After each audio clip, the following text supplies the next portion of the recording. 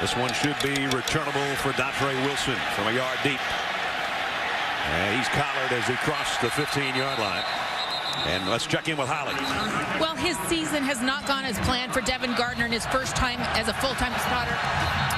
Holly, we're going to have to interrupt you. We got a big-time battle going on right now. The officials trying to separate everybody. Dontre Willis better go find his helmet. He's one of the freshmen. There are two sides to each rivalry, the ugly side and the respectful side. 100 Squad has plenty of experience on both of these. The XRXers are like far and beyond my least favorite team. The XXers are probably my least favorite team on the planet. Their organization is corrupt. They only cater to a couple people. They're trash. They think they're the best in the Midwest. First of all, they're not even the best team in Madison. And they get rolled in the Midwest. They have this giant organization, everything. Like, they are your typical corrupt, all-political football club. But we beat them. We refer to them as the XXers. And this stems from a very solid college football rivalry between Michigan and Ohio State. So every year, the week during they play their game, Ohio State goes on Twitter and uses the X emoji for every M on their entire page. This includes their bio, their name, and every tweet that they tweet that week. So this is just our way of disrespecting the XXers. Okay, so I believe the rivalry was, like, they're the best club in the area, right? Yeah, like this, right? So that's obviously going to just drive us to where we want to be. And start out, like, tying them. We're like, dude, they're nothing. They're scrubs. Like, this is just this whole scam. They're just paying money. Like, if you actually watch, they're not good. We go in and we beat them. Like, we're literally better than them. Like, I can't stress it enough. Like, they're literally arse. Like, the definition of arse, like, okay, Siri, the definition of arse, like, it's going to come up XXers. Like, simple as that. Like, they're literally terrible. So that just drove us because they're like, they just pay money to do this. They're horrible. And so that was just awesome. We just had a huge rivalry with them. Yeah, the XXers, that's a huge rivalry game for us. And the best thing about that for me is that they don't know it's a rivalry game. And it started, I think, when Michael crossed that one guy, number 41, and we all went crazy because we thought they were supposed to be a really good team. Oh, dude, I was on the bench during this. So Michael just runs over the ball. This kid's following him. He just puts his foot on the ball. The kid runs straight past, trips over his own feet, and just falls straight on the ground in like this heap. Everyone goes ballistic everywhere. This kid must hate his life, absolutely. And then after the game, we all crowd around where he fell. And yeah, in this game, we got beat like 14-3 or something stupid like that. We all crowd around, and we all prayed for him. Then afterwards on Facebook, we messaged the 56ers and asked how 41 was doing, because we're just kind of caring people we are out here. Of course, we didn't get that clip on film, and it pains me to this day, but that was the day we decided, like, we are going to record literally every minute we can of this team playing futsal until I got a new phone and I lost all the film from before that, so that was nice. Just the culture. 100 Squad's got the culture, you know. Didn't experience that with the 56ers. We just felt a little more loose on the court. Obviously we always won, so that really helped us achieve being more fun than other teams. But like I said before, the celebrations, everything just led to us being probably the most fun team in the league.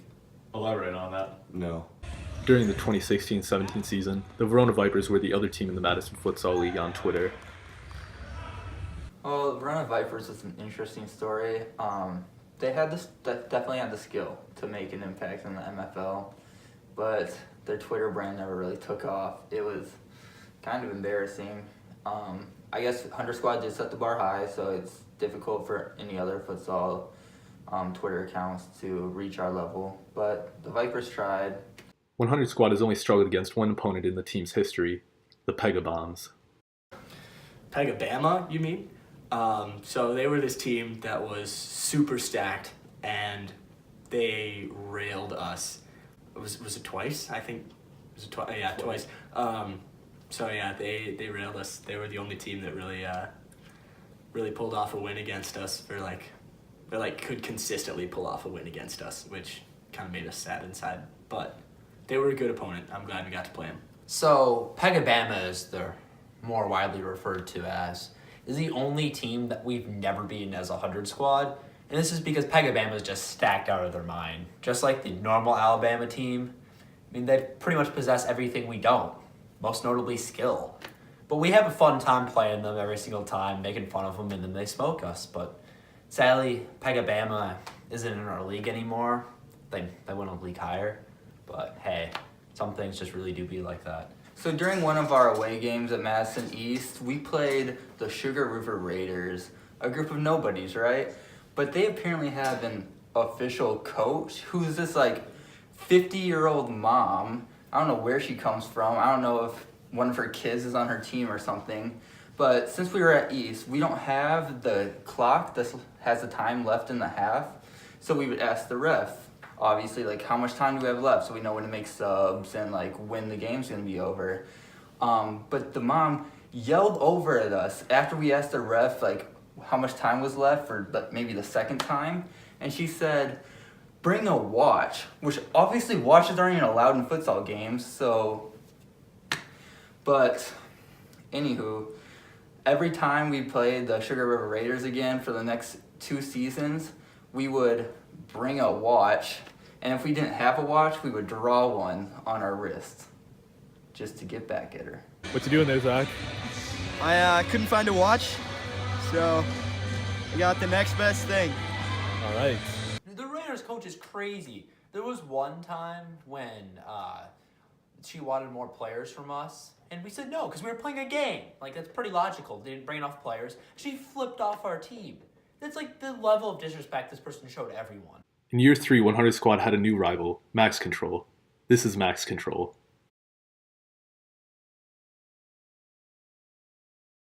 Okay, so I remember at Yola's we were watching the USA soccer game, and I got this idea because I like had seen him before. It was like another futsal.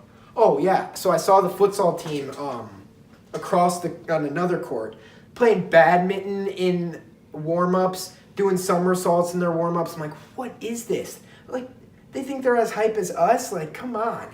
Like, so I like thought, I was like, dude, this is good for the sport of futsal and for the Madison Futsal League. Like, man. So I realized I had the Instagram account at the time, which we didn't really use, but had the Instagram account, which they also had Max Control Official. So I messaged them. They're like, oh yeah, this sport, like, we love it. Like, we're just trying to bring futsal to everywhere we go. I'm like, bro, this is crazy. We gotta like meet up. Like, this is literally us. Like, it's literally us. Just a little worse, but literally it was awesome. So after a bunch of talking, we met up with them, played them in Mount Horeb on the soccer field, got to know them, thought they were cool. But then like a little stuff changed with them. Like, they were just weird. Dude, I cannot stress enough how weird they are. Like, bro, going to like these Shrek like things and like, I'm like, what? They're like posting all this weird gunk on Insta. Like, whose man's? Like, literally. But then getting like, so when our first game came out, it was like a big rivalry. We were clashing, and that was super fun. Like, having a nice rivalry like that was awesome. But at the end of the day, they may be weird, but if you look at it, we're all weird in our own ways. So, like, they were cool with us. We were cool with them. Like, it was fun. So we just had a lot of fun times with them. All the games were super hype, even with those crappy refs that hated it. We just disowned that ref and just took it our own way. And at the end of the day, loved each other. They ended up giving me a Valentine's Day card. That was nice. They're like, Caleb, we love you. And they gave me a shirt, a Max Control shirt that they all signed. So that was fun. They're good guys. Yeah, you know, I think our games against Max Control honestly had the best energy out of any other team that we played in the Madison Futsal League. Like, the other teams were just going insane. Like, every time we scored, either team scored a goal. Like, sometimes they would celebrate with us. When, like, the first game of the season and the last game of the season, we had the huge student section, and they were just going crazy whenever we scored. And the parents at the senior night were just were counting down. It was so fun. It's probably one of my favorite futsal memories was those last 10 seconds, just taking in the moment where all the parents were just cheering for us. 100 Squad, of course, has friends in the futsal world, namely the Baldwin High School JV futsal team. We got to learn more about them and their team history in an exclusive interview back in June. Okay, so this came about because our high school team wanted to have a futsal team. Our soccer team wanted to have a futsal team. And there was a varsity and a JV. And me, Isaac, and I don't think he played futsal with us. No, he was our manager at the time. We have managers too. We understand. He was. We all got put on JV, and we thought it was just the biggest joke. Like, we'd go there, kind of screw around. And we were all sophomores at the time. Yeah. None of us really played on varsity. And so it was literally just all of our friends in one giant group getting together playing futsal, you know? And so we decided to make a Twitter account like an actual team would, post out announcement videos and, official signings. And so once we did that, this year rolled around. No futsal team through the high school, so we did it ourselves. And we walked the league. We went undefeated. We met you guys on Twitter. So That's awesome. yeah, it's been a journey. It's humble beginnings, I think you found him, didn't you? You found him, didn't you? No, they found us. Yeah, we found you guys. Yeah. Okay. But our first discussion was if we wanted to be team enemies with you guys or sister team. And so we had a debate for like 3 days of what we wanted to do. And then I think it was like a 7-4 vote to be sister teams instead of like straight enemies. Oh my God.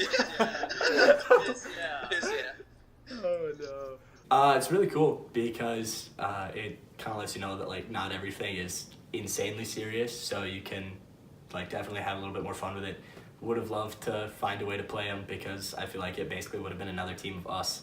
But yeah, I love being able to know that they're out there and that somebody else is having just as much fun with the game as we are, and hopefully they can like continue making futsal a super lit sport after we're done.